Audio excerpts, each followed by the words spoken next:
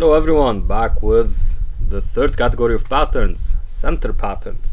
All about the center, all about d4, e4, d4, e4, d5, e5. All about these central pawns. So, the first pattern we have is about the center breaker. So the pawn pushing here against this ideal center, these pawns in the ideal center formation, d4 and d4. e5 is pushed to break them apart. So one thing to remember, it's that, just a second. So one thing to remember is that white can't push through with e5. So if you want to get in e5 as black to break open the center, to break them apart, these pawns, you need to do it ASAP. So how the pattern plays out? Well, just e5 and you have broken apart these pawns. Now, of course, it's not always so good to play this, but yeah, this is this is why we're discussing this. Okay, so for our first sample game, we're going to have, well, our first and only sample game for this video, we're going to have a nice game between Navarra and Zvidler, none other than Peace Vidi. So this is a funny line in the English, very complicated, and I missed the pattern. So here e5 is played.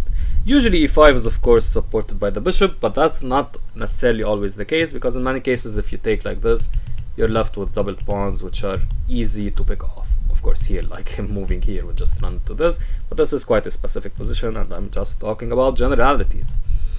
So e5 is quite a good move here and it breaks open the center. You can't push through because black has a lot of attackers on that square, and if you take here it becomes a bit annoying. You're left with the bishop becomes rather active and you lose this strong pawn in the center. So here there were some complications. White sacrificed the pawn and went for a crazy attack, but Zvidler defended well and the attack was just not there. White tried to go for perpetual as well. That wasn't happening. They did recover a rook, but black's attack was just too strong. And here we get to see some also attacking patterns. So yeah. So for our test, we have this game between Grishik and Hari Krishna. Indian legend Hari Krishna.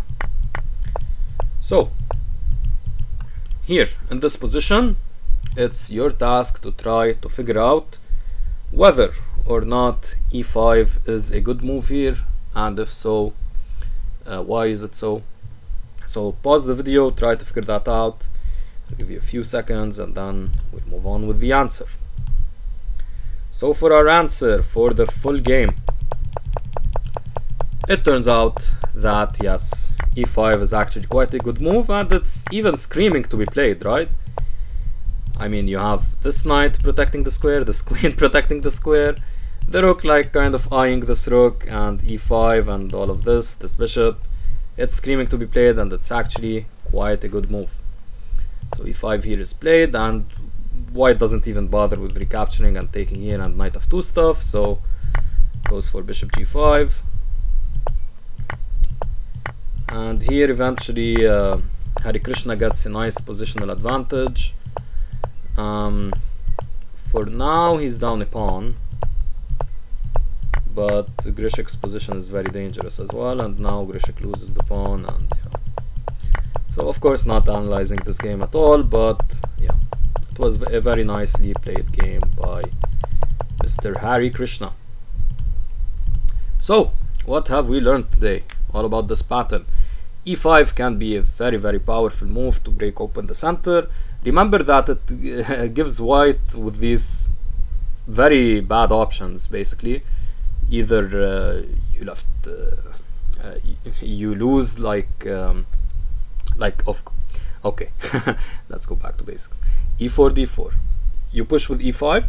You either have to take this e5 pawn and then the structure becomes somewhat weak and all of that, or you push through with d5, and usually in many cases you can't push through, and sometimes when you do it creates like these weaknesses maybe on the d4 square, and the d5 pawn might become weak later on. So leaves white with some questionable options all around. Of course not always it's good, and in this case, in this video, I didn't include cases where it's not, but yeah, of course, you can figure that out for yourself. There are a lot of I mean, this pattern occurs a lot, especially in Finchetto structures, so try to play around with it.